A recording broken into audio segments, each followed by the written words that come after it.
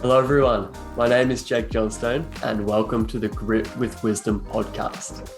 This is the podcast that aims to delve deep into the inner psyche and the mindsets of mountain bikers from all aspects of our sport in order to help you understand some of the tools, the tactics, and what it takes to push the boundaries of our sport from a mental and emotional perspective.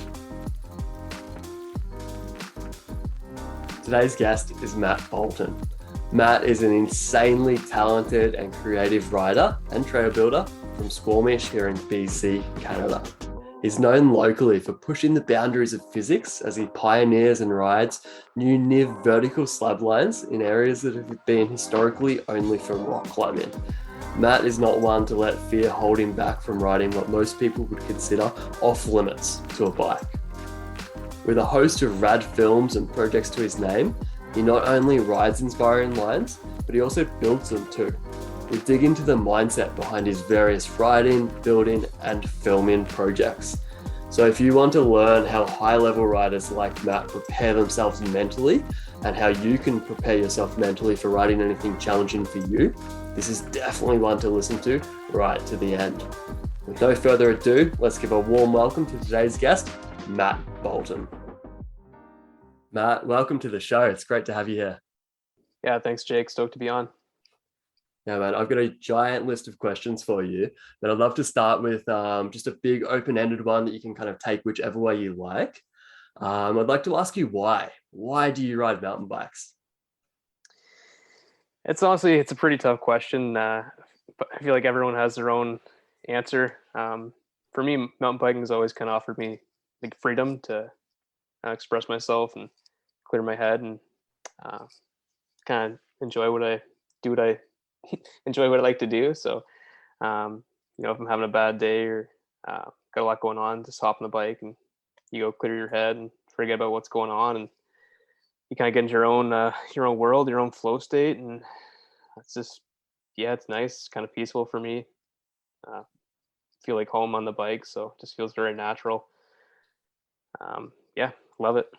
Absolutely, man. That's a great answer, that freedom. And, it's so great hearing from people like you that are able to get into that flow state relatively easily on a mountain bike. Some of my questions kind of following on from this are going to be, digging into like, how do you get into that flow state while you're mountain biking? But before we do that, I'm curious, like, when did you get into freeride mountain biking? Well, when I was growing up in Ontario, I rode a lot of skate parks and dirt jumps. That's pretty much all there was to ride out there. So I never really could call myself a free rider. It's definitely a dirt jumper as a kid, but I moved out west, got my first trail bike, and just got really into trail riding and just having a blast doing that, like riding some different stuff. Rode some downhill as well, obviously, like hit up the Whistler Bike Park. And I think with the jumping background, I've always just kind of loved catching air and doing dangerous stuff. So when I kind of transitioned more into mountain biking and dirt jumping, it was kind of like a natural evolution to kind of get into free ride. So I wouldn't even call myself a free rider, just be like a mountain biker that likes to do big stuff. So Yeah, right on. It was funny when I was coming up with these questions. I was kind of like, is he a free rider or what is he? Because you kind of blend a lot of different styles of mountain biking together. And I think that's, what's so cool about your riding. How long ago did you move out west then? Was it when you were a kid or? No, I moved up for school. It's coming up on 8 years now, which is pretty crazy. Time flies pretty fast. Yeah, It just feels absolutely. like yesterday. But 8 years I've been out west. I've been in Squamish for just under 7. Awesome, dude. It's a pretty hard place to leave once you move there. Hey? Just absolute paradise for mountain biking. Yeah, it's awesome, especially when you get mild winters and you're biking in a t-shirt in February and March. It's hard to beat that. Exactly right. It's pretty unreal right now. And I'm curious, you said kind of out in Ontario, you grew up building a lot of jumps and stuff. Did the trail building play a big part in kind of the style of riding that you're into now? Yeah, I'd say 100%. Like I was always digging jumps as a kid. Like as I said, there's nothing to ride, so it was like pretty much just me just out stacking dirt jumps in the forest, and I'd move on another spot, build jumps and build jumps and build jumps. And I guess when I'm building trails now, I'm just like, well, might as well keep building jumps. Just get bigger and a little more elaborate. No, that's awesome, man. Would you say you spend more time kind of building than riding these days, or what? I try to keep it balanced. It's pretty tough, like working full time and then trying to keep motivation to go riding and digging. It's like definitely pretty easy to get burnt out. But yeah, I try to dig when it's like the weather's pretty rainy. Not a big fan of riding in the soaking wet, so usually I'll just put on the rain gear and go dig. It's a little bit more enjoyable than riding in the wet, anyways. Yeah, absolutely. A little less mud on your face, eh? Yeah. Yeah. Yeah, that's cool. So I'm curious, you're building a lot of your own trails, you're riding them as well. Does your level of does it differ for riding, say, a trail that you've built yourself versus jumping on someone else's trail and hitting it for the first time? It really depends on the trail. Like I know for my stuff, a lot of the time when I first try it out, it's pretty spooky. Like you never know if it's gonna work 100%. And you have a rough idea. You're like, well, should go, and then just like getting the speed dialed is it's pretty scary the first time. So I wouldn't really say I'm more comfortable on my own trails after you've ridden them a bunch, obviously. But we're pretty lucky here. We've got so many talented trail builders around. Um, you can hop on a trail and it's pretty much going to be dialed. Good example of this is the bike ranch. Like those guys are so dialed out there at building jumps. All the jumps are going to work perfectly. Like you don't have to brake, you don't have to pedal. So um, yeah, I feel just as comfortable riding somebody else's trail that's a good builder than my trail. Yeah, awesome. It is pretty good getting on a trail at like a bike park where you know the trail builders are sound, hey? Kind of takes that element of unknown away. You're just like, I just need to ride this trail and not break, and I'm probably going to clear all the jumps. Yeah, it's great. And then you can kind of push yourself some more, add some more style to it. And yeah, not overthink it. Yeah, exactly right. So I'm curious, do you have any kind of visualization process or anything you do when you are like staring down a jump that you've built and you're like, I'm not quite sure about this thing? Yeah. Yeah. So this last, like, let's, for example, this last feature I built was this massive log ride to step down. I've been looking at it for months and I'm like, where should I put the landing? How big should I build the lip? Like, what's the speed gonna be going into it? So definitely a lot of time spent thinking about it and planning on what to do. And then you do a bunch of roll-ins and you're like, you can kind of visualize it. And once you have that dialed, then usually goes pretty well. I've been quite lucky for that one. Like I think the first time I overshot maybe by like 4 feet, but Okay. Well, better than going the other way and undershooting by 4 feet, that's for sure. yeah, I've done that on somebody else's drop before. I cased it pretty bad and vaporized my wheel. So Oh, dude. So that kind of sparks another question in my mind. When you do have experiences like that, where maybe, writing the feature didn't go to plan, you have a bit of a bad time. Do you kind of have any process you follow then so that that bad time maybe doesn't stick with you and come back to haunt you next time you're trying to do a feature like that? yeah, I try not to let that stuff get to me. Like obviously I've taken some pretty big slams over the years. So yeah, if I like build something and I crash the first time, like it does kind of get stuck in your head. But for me, I like pushing myself and like I'm always improving. So if I Yeah, mess something like that up, I'll work on it mentally and decide how I can do it better, and I'll go back and like try and get it perfect, and just keep working on it until I can get it perfectly, and then just get it out of the head. And once you're done that, the sky's the limit. yeah, I love that, man. So like focusing on what you can do to make it better rather than just focusing on like what went wrong over and over. Yeah, exactly. I mean, accidents happens; it's unavoidable, but Yeah. um, it starts with a lot of mental strength is like pretty key for a lot of those big moves. Like staying strong in your mind and committed. Absolutely, dude. For mountain biking at any level, like without that mental strength, kind of nothing else can happen. We can have the best body position, the best braking technique in the world, but if we've got a mental block, we're going to stand there and we're not going to be able to get on our bike. Mm-hmm. I'm curious, that line there with the log and the step down, was that the one called the Jurassic line? Yeah, Jurassic 5. Yeah, man, that was an awesome video. Some great trail work there and some great riding. Yeah, I'm pretty stoked how that trail turned out. My buddy Robin, who's also a filmer, started it, and the zone's just insane. Like the forest is like kind of wide open. There's like no rocks, just like really nice dirt, and there's like these massive old growth stumps that you kind of weave in between. So just way out in the bush, kind of away from everyone. So don't have to worry about bumping into people. Just kind of go out there and yeah, build what you want to build and not stress about it. Yeah, it's so cool, dude. An amazing place to ride, an amazing place to build, I'm sure. For anyone listening that wants to go and watch that video and see what Matt's talking about, they can find that via the link in your Instagram bio, right, Matt? Yep. Yeah, I got a video with Remy doing a trail preview on that, and then I also have one with one up components that should be out here this spring. Just a little more detailed video. So yeah. Yeah, awesome to hear. And what was it like riding with Remy? I know he's a pretty kind of precise guy. He kind of, doesn't crash too much. He's very calculated. Did you kind of learn anything from riding with him? Yeah, Remy's a great rider. I mean, before I moved out west, I'd always watch his videos and uh, get super stoked like everyone. His videos are unreal. So when he hit me up to do a video, it's pretty hyped for sure. He wants to ride a trail that built. So it's a great compliment for sure. Um, and yeah, just very talented, very precise, very calculated. Knows what he's doing. Um, it's actually pretty funny. In our last video, I was telling him about the speed on the drop, and he's like, "Nope, I'm gonna pedal," and he pedaled and he overshot it and he almost crashed. I'm like, oh, should have listened. That's, I think he put that up. I watched that actually. It's funny. Yeah, it was just really hard to gauge the speed on that because you can't see the landing until you're taking off, and Yeah. it's kind of scary because you're quite high off the ground. But yeah, he was fine. He got back up and obviously did it perfect the next time. So Yeah, that's fun. That's what it's all about. Hey, helping each other out and down at him. 100%.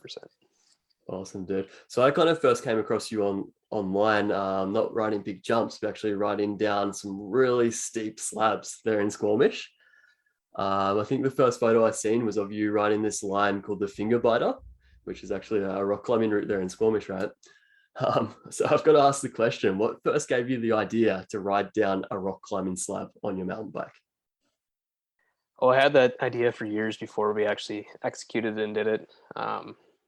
Like we just ride so much gnarly stuff on bikes these days. Like they're so good, and you can pretty much ride whatever you want. So I was just like riding rock slabs that are like pretty much vertical. I was like, yeah, like I can pretty much ride a rock climbing route. I'm like, we might as well get someone climbing at the same time. And then I found this one that had already been bolted, and it was like only about 30 feet. And I'm like, I could totally ride that. Built a small transition, and yeah, the photo went viral.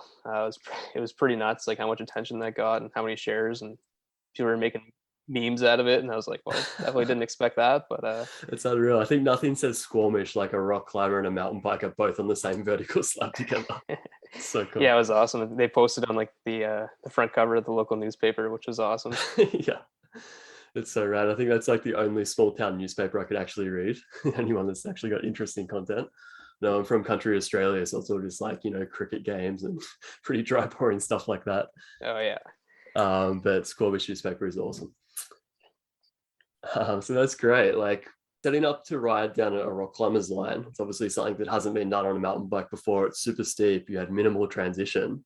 What were you thinking? What were you kind of saying to yourself in your head as you were doing that? You know, I honestly, this is gonna sound like I don't want to sound cocky, but I was like, it honestly wasn't that bad. Like I was a little scared the first time, and I was like, oh, this is steep, but I think it should go. And once I dropped and hit that compression, I was like, that was actually quite easy. No, not cocky at all. I think it really speaks to kind of those years of training or those years of riding that you've put in beforehand, so that you can almost be like, hey, this is just like the other almost vertical rock slabs I ride in the same area. Yeah, exactly. I remember when I was riding a lot of skate parks, I dropped into a few like vert ramps with a couple of feet of vert. So it's a very similar feeling. You're kind of like just kind of nosing over and then kind of like unweighting and like catching the transition. So riding the steep slabs is actually very similar to dropping into a vert ramp. Huh, that's a cool, cool experience to draw on that I hadn't thought of myself. For those that haven't seen the photo or the video, you should definitely check it out. But yeah, Matt's full like almost jumping into these slabs, aren't you? Like your back wheels off the ground as you make that transition. You have to nose in because it's kind of like an edge. And if you Mm. don't, then your chain guide will catch and toss you over. So you have to like lift up the back wheel and like nose in almost vertical. Yeah, it's an awesome thing to watch. I'm sure it feels awesome to nail it and ride it as well. Oh Um, yeah. that's right. So on the note of like the mental state and setting up, do you have any key principles for operating in a optimal state of mind for mountain biking, whether you're riding slabs or riding jumps or whatever else? Yeah, like usually when I'm gonna do anything that's like a little more gnarly, like a big jump, big drop, or a slab, um, you definitely want to be like mentally calm. If you're like you're upset or you're not feeling it, like you gotta know when to walk away. Like I've always said, a sign of a good rider is knowing when to call it and like not Mm. push. If you're not feeling it, like don't push yourself. Like that's when accidents happen. So um, yeah, mentally strongly prepare yourself. I usually take like a lot of deep breaths and like very calm. Actually got into yoga a couple years ago, and just like the breathing, just like long Yeah. breaths and just keeping the heart rate down, staying focused. Um, that's the key. Like as soon as you start getting excited and antsy, like you're gonna take a pass on some gnarly stuff on that one. Yeah, right on, dude. There's so much, chunks of wisdom right there in those couple of sentences. And I couldn't agree more. The breathing and the yoga, something that's really helped me myself. I know kind of years ago, there was a lot of stigma around kind of, mindfulness and, talking about your feelings and stuff like that. But I found for me, just, starting to stretch and then getting into yoga was a really good kind of pathway to become, yeah, more calm, more relaxed, and then kind of carry that state out onto the bike, which is just amazing, right? Yeah, for sure. It's great mentally and it's great physically as well. Like you do a lot of mountain biking, you're super hunched over all the time. Your shoulders are very tense, so it's nice just to Yeah, the relax. hips and hamstrings don't like mountain biking much today. No. No, no, no. So I'm curious, do you set yourself goals when you're riding?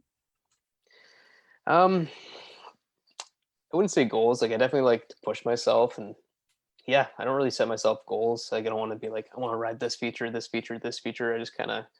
I've always just kind of winged it, to be honest. If I'm feeling something, I'll go out and build it, or if I see something cool and I want to ride, I'll hit somebody up and say, hey, like let's ride this feature. But no, there's no goals. I'm sure if I look back 10 years ago and talk to myself and I was like, hey, like I'm a sponsored biker for riding big slabs, I'd be like, what? Like that Yeah. makes it's crazy. Um, so yeah, just do what you like to do and see where it takes you. And that's what I've done. It's worked out pretty well. Yeah, it's pretty cool to hear. So instead of kind of focusing on the end outcome, you're just, really enjoying your passion, really diving into it. And then that's kind of, paid off in the long term. Yeah, for sure. I mean, you can kind of pigeon yourself into like if you want to like get really into racing and train for racing and push yourself that way. But again, that's also pretty easy to get burnt out. So if you like racing, like that's great. But for me, like I had some pressure to do some racing. I'm like, this is fun, but I don't like really enjoy it that much. Like I'd rather go out and build something and like ride what I want to ride and not just what other people want to ride. Yeah, man, that's really cool. You can, listen to yourself and kind of, be strong enough to stand up and just be like, no, I'm going to do what's fun for me. I'm going to do what works for me. And, just because I'm a fast rider doesn't mean I have to race as well. 100%, man. And we're actually seeing that change in the industry. Like past couple years, free ride's gotten so much bigger, and there's guys like Remy and Johan now that are just doing free ride and videos and for being professional instead of racing. So I think we'll see that shift more and more. Absolutely. It's really cool that kind of sponsors have come on board with that as well. And you're still able to be, a professional mountain biker without having to go and race all around the world every year. I think the pandemic was huge for that too, because all the races got canceled and all these brands are like, well, like how are we going to promote ourselves and all this stuff? And they're like, wait, content creation. And then Yeah. everyone their cousin got a YouTube channel and they're all out making content. But yeah, I don't think that's going anywhere. Nope, not at all. So I'm curious, when you're out there kind of checking out features and deciding, hey, I might like to hit that, or hey, I might like to build this thing. Like, how do you go about, picking something that's achievable, yet still challenging at the same time? Yeah, I'm always on the lookout for new features and new builds. So like I'll usually get like an idea in my mind, like, oh, I want to build a drop or I want to build like a gnarly slab, and I'll try and find like a feature I can make it work. And a lot of time it's always more challenging to build than you think it's going to be. So it's like, oh, I can chop it in, and it's like, oh, now I'm building a 30-foot ladder bridge, run out, or oh, there's like a massive boulder here I have to move. So yeah, just always kind of like get an idea, plan it out, scope it out, find the zone, and then make it work.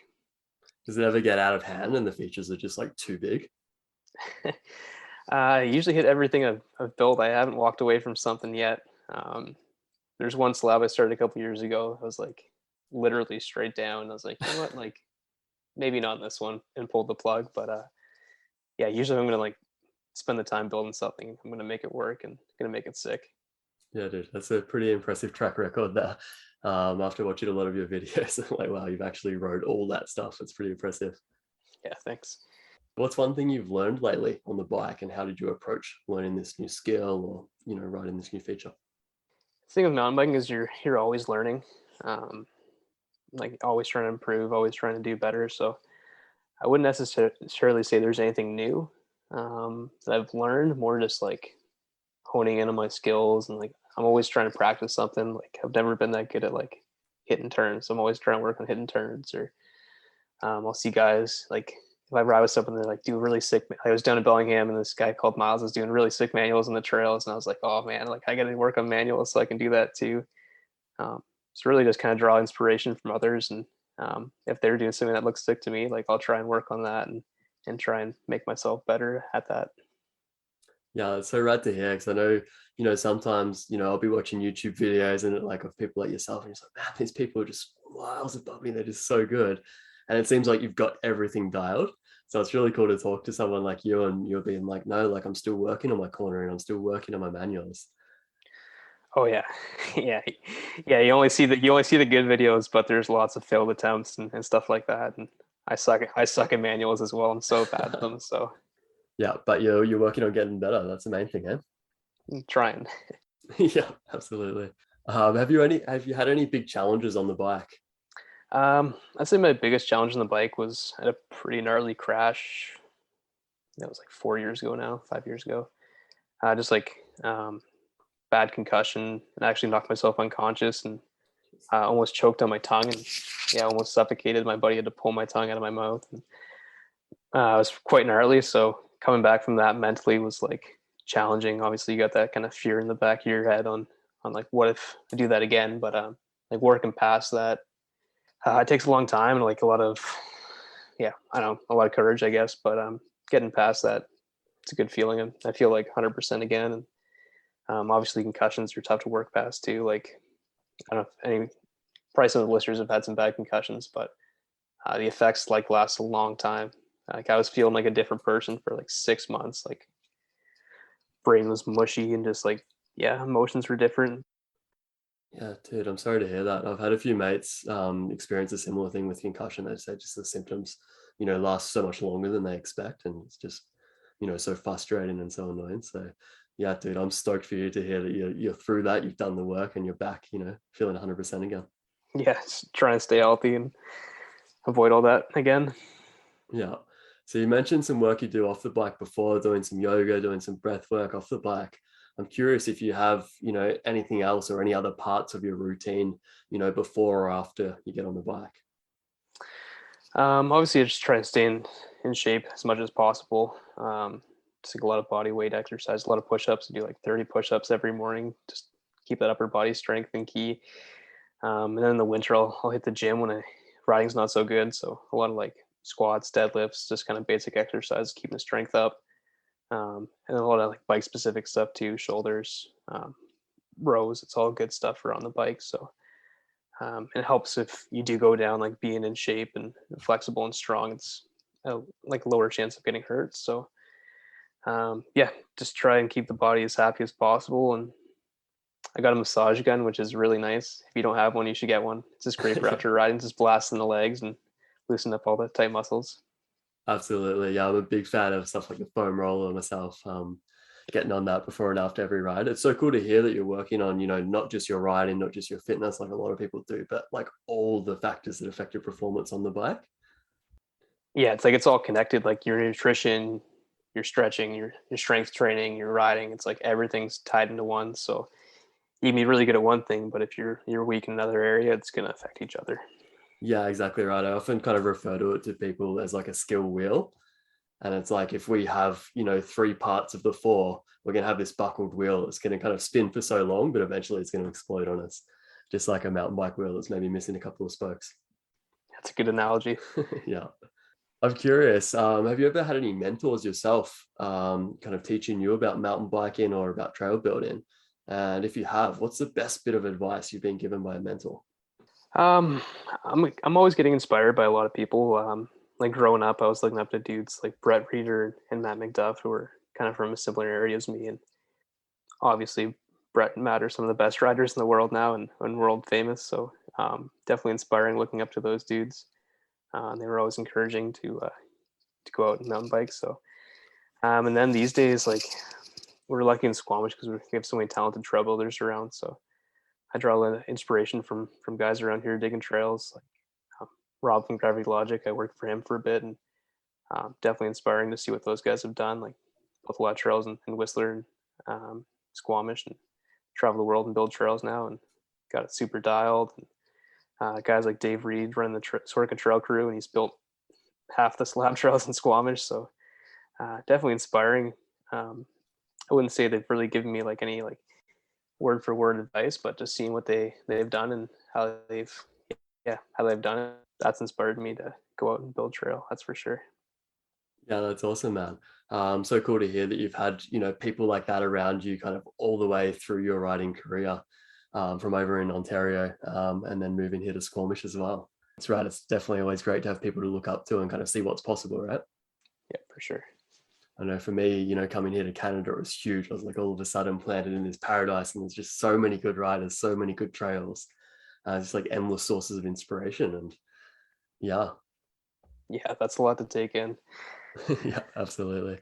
So this is another kind of big open-ended question. Take it in any direction you like. But I want to ask you, what keeps you passionate and motivated? I'd say keeping me motivated is kind of pushing myself. It's pretty easy to fall into like a routine, like ride the same trail. So I always kind of try and push myself and do something a little bit better. And passionate, just I just love what I do. So like the second I'm not loving it, then I'll try and do something different. Yeah. For example, like when I was racing, I was enjoying racing, and it was nice like traveling around and riding different stuff and push myself that way. But I never really like it came to race day, and I'm like never really that stoked on actually doing it. So like I moved away from that, and yeah, pretty stoked on where I'm at now. And Yeah. it's cool getting feedback from people too, like when I'm building stuff and people are stoked on what I'm building. That's definitely inspiring for me and makes me want to keep going. Absolutely, dude. That's awesome. So talking about kind of pushing yourself there and always finding, different ways to get better in terms of finding motivation from that. Do you ever kind of face barriers when you're kind of pushing yourself where the risk level keeps going up and up and up? And if so, like, how do you find, ways to progress and ways to get better without kind of pushing that risk level like up through the roof? I think the answer to that is a lot of practice. When I remember my first slab ride at Squamish, we rode room with a view, which is kind of an older trail, and went to the slab. I'm like, oh, this isn't too bad. Let off the brakes, and I'm like, wait, I need to slow down. Like, grabbed a bunch of back brake and just skidded off in the bush and ripped open my hands. So, Oh man, it's a classic. Hey, it's funny. I had yeah, almost like exactly the same experience the first time I came to Squamish. yeah, On In-N-Out Burger, but right next to that, it's like all back brake, and then I ended up on the side on that slab. And for those that don't know, that for those that haven't been to Squamish, that slab is kind of like a cheese grater, isn't it? yeah. The granite here is So, super grippy, but yeah, that slab takes a ton of people because they see it in videos and photos. They're like, oh, I got to ride that. They get close to the bottom. They're like, oh, I'm going too fast, and there's a tree. So I even had a buddy this summer that came and did that, and he KO'd himself and like broke his tooth. And oh, dude. search and rescues got a lot of calls from that slab. So I'm sure. Yeah, it's definitely worth kind of getting your position and balance and your braking down pack before hitting any of those slabs. yeah, definitely working your way up is key. Yeah, definitely. So obviously you've learned a lot of stuff on the bike, but what has riding taught you? It's taught me a lot. Like it's taught me to be humble. It's taught me to follow your dreams. It's taught me to surround yourself with like-minded people. Um, yeah, it's pretty much running is what you make it. Like there's so many talented people around here and so many cool people to hang out with and so many people that build trail. So um, yeah, it's riding is almost like a lifestyle, and it's that's what's great about the West Coast. It's so easy to surround yourself with like-minded people, and it's got to be one of the only spots in the world you can just like hit up 10 people and be like, hey, we're gonna go throw dirt in the forest and hang out, and they're actually stoked on it. Yeah, absolutely. That's the one thing I love around here. Everyone's always down to do something. It's no like, oh, it's a little bit wet, or I'm not quite sure if I have energy. Like there's always someone to ride with, right? Hell yeah. Yeah, people here kind of get after it. It's great. Another question I've kind of got here for you that I like to ask people is, when you're riding, do you have a motto or anything you repeat to yourself in your head to keep you nice and grounded? Um, yeah, not really. I just try and stay focused and just push myself. And I find when you're kind of clear headed and calm, like that's kind of when you get the best rides and best results. You just kind of focus in on the trail, and everything else kind of turns into a blur, and then you're just focused on like just pinning the trail and hitting the jump, and yeah, you just kind of block everything else out. So I'd say a moto, just like try as hard as you can to get into that flow state and focus on having fun on the bike. Yeah, absolutely. That state's kind of magic, isn't it? There's almost like nothing being said in your internal dialogue, nothing being heard. You're just laser focused on the trail and on the riding. That's what's fun about riding the gnarly stuff. It's like you got to focus, and it's like it's the only thing you can think of. You're like, this is gonna kill me if I mess up. So you're super focused on like staying in one piece. It's interesting, isn't it? I know myself and a lot of other riders I've worked with, like we often say we crash on the easy stuff. And I think it's almost because of what you're saying there, when we're on super gnarly stuff or stuff that's really hard for us, we're laser focused because we're like, I cannot fuck up. I cannot fall off. Whereas maybe we're cruising down an easy flow trail and we're just, our mind's on other things. And before we know it, we're kind of over the bars or something like that, right? 100%. Like the worst crashes I've had have been on stuff I'm not suspecting on easy trails. You're just playing around, and then all of a sudden, boom, on the ground. Man, I'd been riding Seymour flat out, and then recently went home to visit family in Australia. Where I'm from, it's kind of flat, gravelly cross-country trails. Anyway, I was on a climb trail. It was a green climb trail, and I ended up, just wash it out and almost giving myself a concussion. So it's like, no. Coming from riding, down Mount Seymour flat out here and then crashing on a green climb trail in Australia, I was like, wow, that hits home. It's always the way it goes. Yeah, it is exactly. So from your perspective as a mountain biker, I won't call you a free rider, but as a mountain biker who likes jumps and steep slabs, what is usually the biggest obstacle that you see other people face in achieving their goals on the bike? It's honestly, you got to go back to like fundamental skills. Like I'll see a lot of people try and do like big jumps or big drops, and they haven't really like practiced on like the basic stuff yet. So I've always said if you want to be good at jumps, go ride a pump track, because it's a very similar motion. The pumping and pushing on a pump track is very similar to pumping and pushing on a transition and taking off on a jump. So you'll see a lot of guys just huck it and go for it on big stuff, but they don't have like the base skills to back it up. So if you want to get better, like just work on the basics. And like once you have that dialed, the sky's the limit. You can do anything you want. Yeah, that's some really good advice. What are some of the basics that are most important in your opinion? So yeah, it depends what you're riding, but jumps, drops, corners, body position, and braking. Brake control is key. Like I've got a bit of a reputation for having good brake control. And it's funny because I used to ride brakeless back in the day on my dirt jumper, so I don't know how that's happened, but yeah. So what are these things? Well, you can actually stop without jamming your foot in the wheel. Sweet.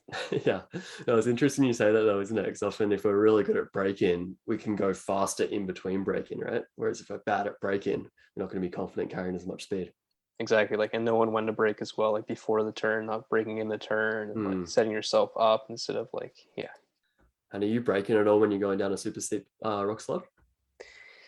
It's all front brake. That's the key. Oh, front brake, yeah. Yeah. It's you see a lot of people, they get their weight pushed back, their back wheel, it's locked up, you're just skidding. But see me, it's like you put a lot more pressure on the front wheel, and it's almost like 90% front brake, and you can almost lift the back wheel off the ground and still have the same effect. So body position and braking is like very correlated. Super interesting, isn't it? Because they're like the base of base foundation skills that we teach someone on their first day on a mountain bike, but they're still the same skills you're working on when you're riding like vertical rock slabs. 100%. Yeah. It's sweet in this area because we've got so many good coaches, and people can go out with trainers and just practice working on that stuff and getting it dialed.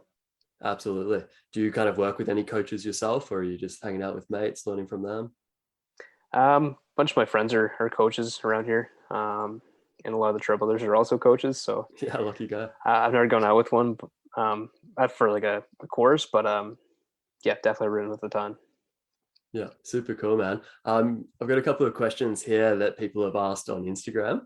One of them is your buddy David Reed that you mentioned before. He's got a bit of a curveball here that I want to mention. He's asked, if you were a donut, what type would you be and why? Ooh, that's a tough one.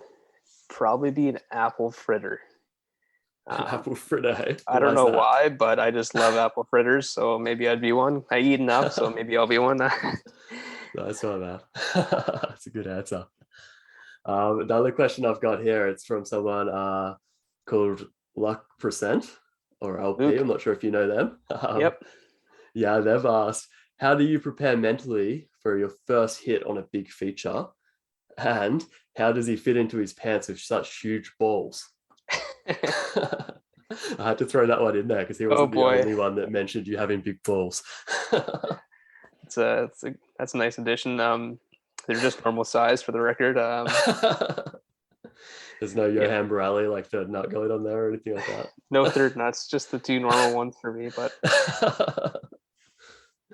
So let's focus on the first half of that question. Yeah, how do you prepare mentally for your first hit on a big boy feature? yeah, as I mentioned earlier, it's like a lot of breaths. So I'll stay at the top and like just take big long breaths and like calm myself down, stay focused, get my heart rate down. I'll do like a bunch of roll-ins. Um, usually like, I don't know, usually like two or three. And then if I feel comfortable with that amount, then I'll give the feature an attempt. Um, sometimes I'll roll in the feature and be like, you know what, like this isn't going to work, and I'll have to go back and change something and then come back. So just Mm. make sure you're feeling it. Like if you're not feeling confident, then don't do it. Stay calm and feel confident, and then commit after you're all dialed in. Yeah, it's some really sound advice. And as you're kind of rolling in or as you're visualizing that line at the start, like what are some things you're looking for? Or what are some things you're thinking as you're going through that process? It depends on the kind of feature. Like for a drop, I'll be like, okay, I was going that quick, and the gap's this big, it's this far down, and you kind of base it off like past experiences as well. So if you hit a bunch of drops, like you're usually pretty dialed in at getting the speed.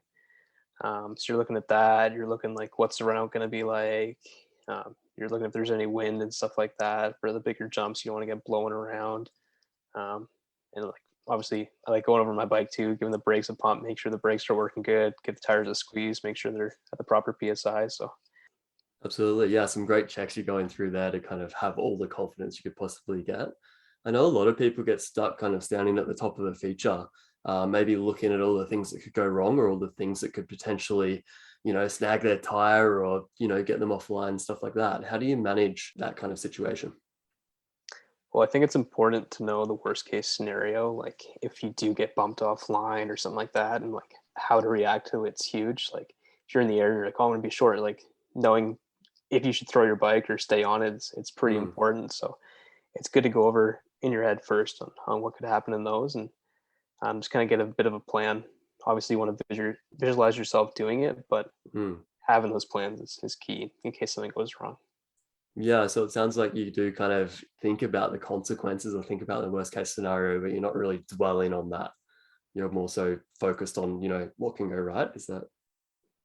Yeah, 100%. And then, yeah, it also kind of depends, like affects how you hit it. So like if you're like, oh, that route could get me, or I could hit that tree, then you want to like change your line slightly. So obviously you avoid those things, but yeah, just visualize yourself doing it and visualize doing it the correct way, and then Mm. you don't have to worry about the other stuff so much.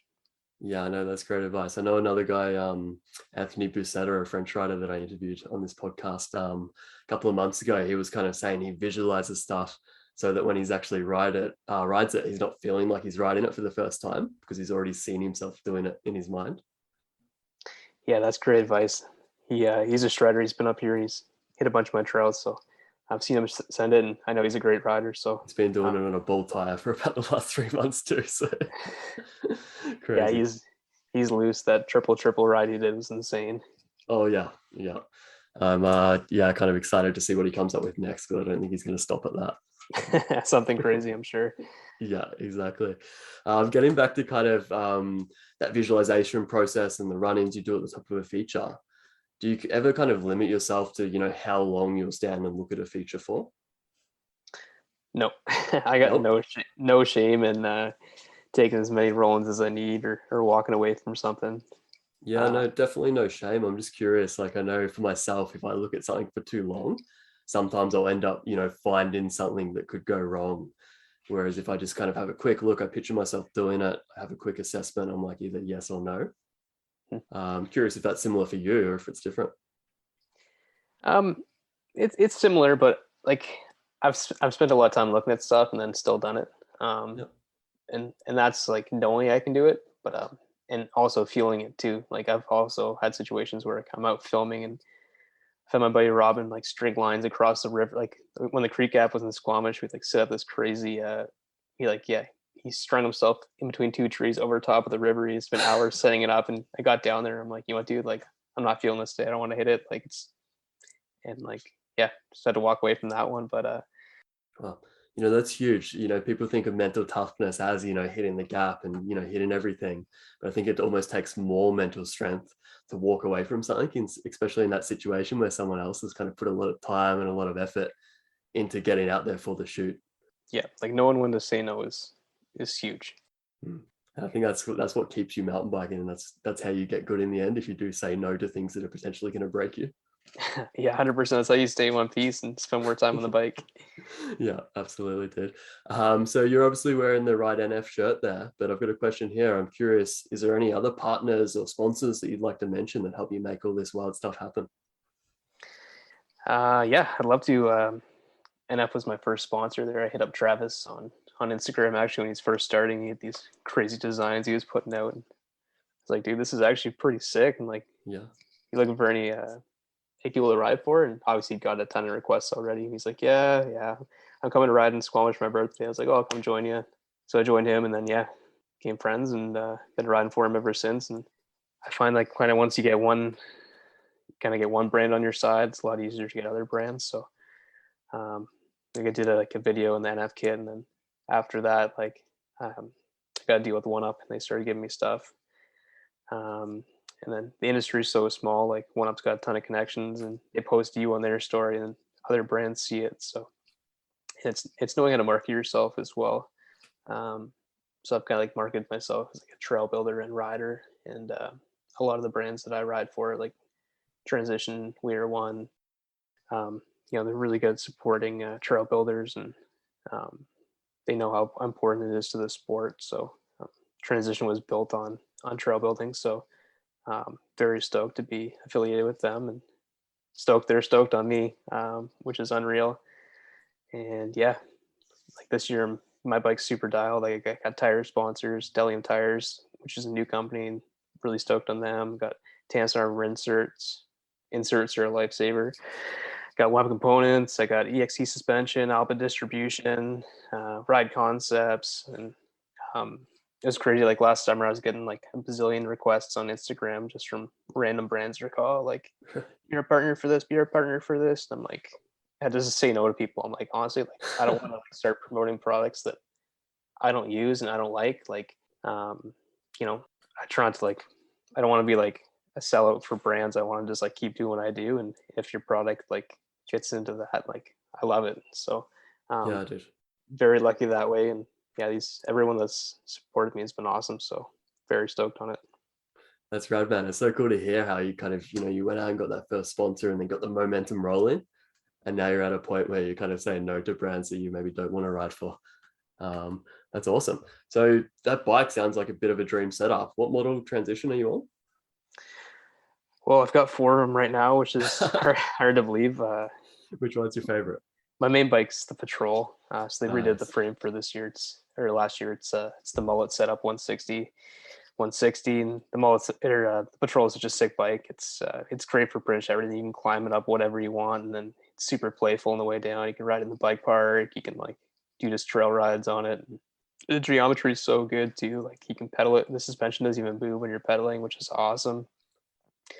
And just the geometry, like Transition's a super fun brand. They all shred over there, so they know how to make playful bikes. And yeah, love the Patrol. And I just got their new e-bike as well. And e-bikes, a lot of people are unsure of, but after you spend some time on it, like it's absolutely insane how fast those things go on the way down. It's like I'm pretty sure I can ride that faster than my Patrol on some of the descents around here. I couldn't agree more. I think a lot of people don't like e-bikes, but it's only until they ride one. Yeah, and then they realize, like, wait a second, this is actually sick. I'm laughing on the way up. Yeah, man, I was the same as you. I was like, I need one of these as soon as I rode one. Still going to replace my regular bike for it, but it would be great to have another one in the garage as well.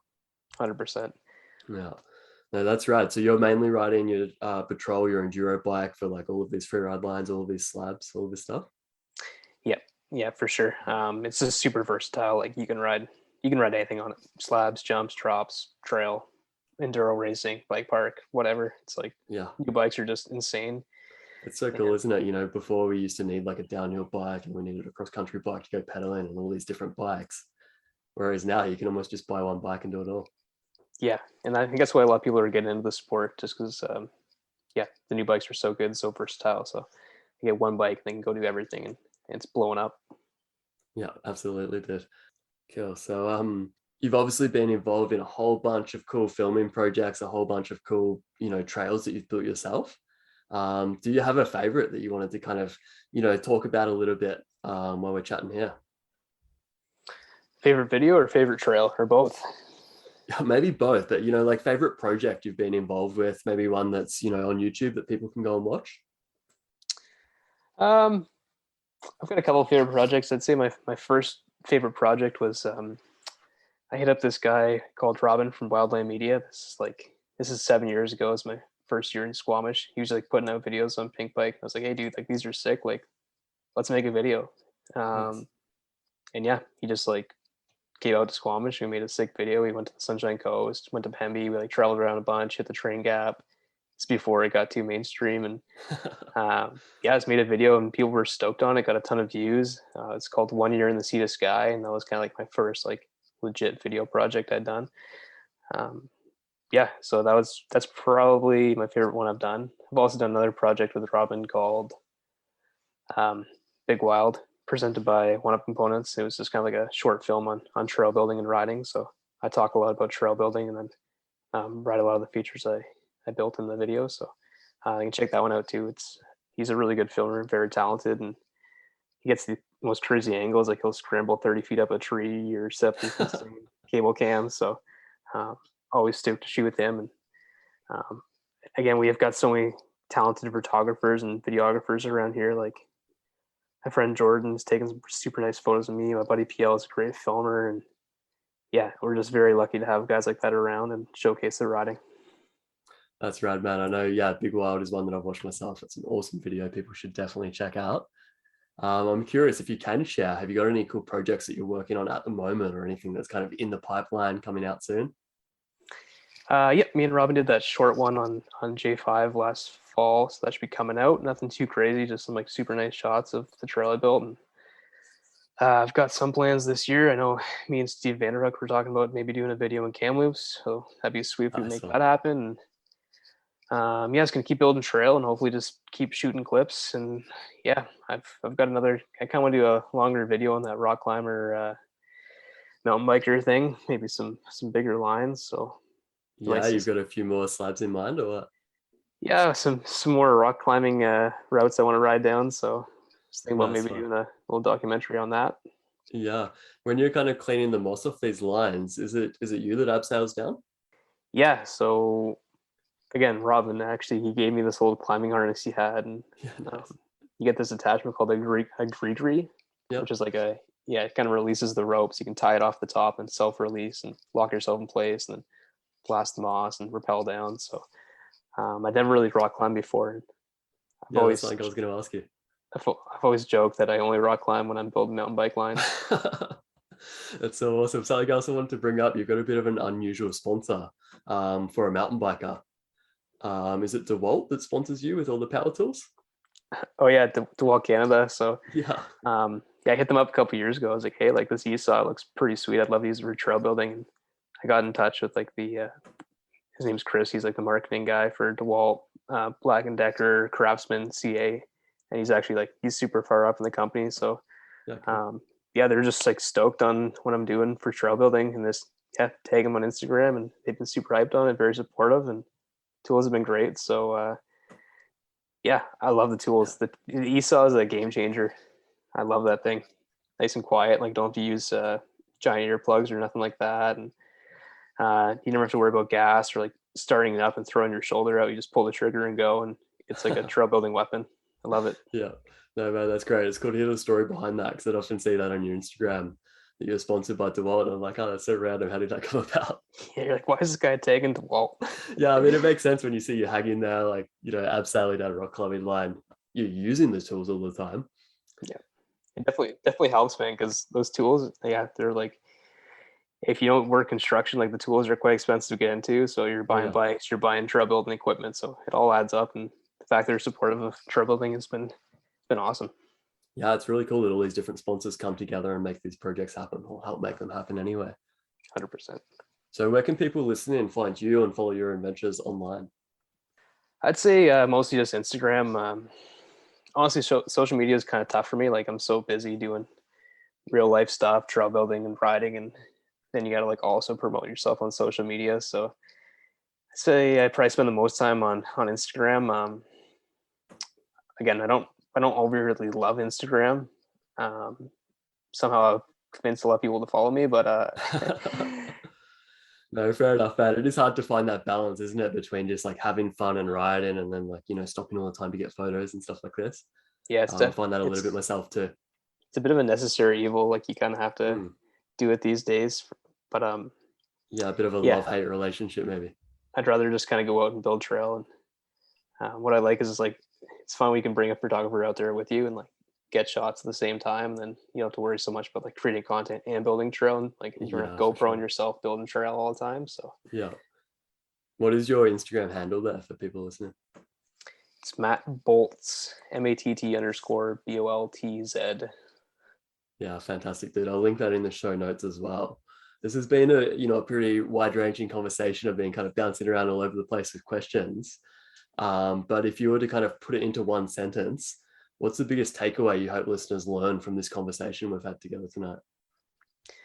I just hope other people get inspired to like realize they can ride their bike the way they want to, and hopefully some people are inspired to go out and build trail and build some cool features because that's what it's all about for me. Like when I see people out building trails and after like hopefully they see what I build and get inspired and just go out and build the same thing. And that's kind of what keeps mountain biking going is people always pushing each other. And yeah, so just hopefully I can get people stoked on bikes and stoked on digging. For sure, man. I'm certainly super inspired kind of having this conversation and watching your videos. So I'm sure others will be as well. I'm going to be respectful of your time here, but before we kind of jump off the call, is there anything else you wanted to mention or anything else you wanted to chat about? Nope, that was it. Just if anyone's listening to this and they've never traveled before, get in touch with your local cycling association. They do a lot of trail days, like Sork up here in Squamish does a great job doing trail days. And sort of my dog's going nuts here scratching the door. So No, no worries, dude. If you need to get up and let her out. no, it's okay. He's just getting anxious. He wants to Yeah, go well, outside and see my roommate. But yeah, get in touch with those clubs and yeah, go volunteer your time and help out and get back to the trails because they don't maintain themselves. yeah, for sure. That's some really good advice. Everyone should definitely grab a membership to their local trail association. No better time to do it than the start of the season, like right now. Yeah, start of the season. And they also have like great events like Sork up here's the fivers. You know, you can do a ride with sometimes they get the local pros to sponsor them. You do a ride with them and then you go to the after party, have a beer, have your dinner and hang out with like-minded individuals and just chat about bikes. So yeah, Yeah, man. great time to sign They're up. the best parties in town. 100%. That's for sure. I know you led one of the rides last season, right? Yeah, I was stoked on that. One of hit me up. They're like, hey, you want to lead a ride? I was like, is anybody going to come on my ride? But yeah, a bunch of people came out and it was a good time.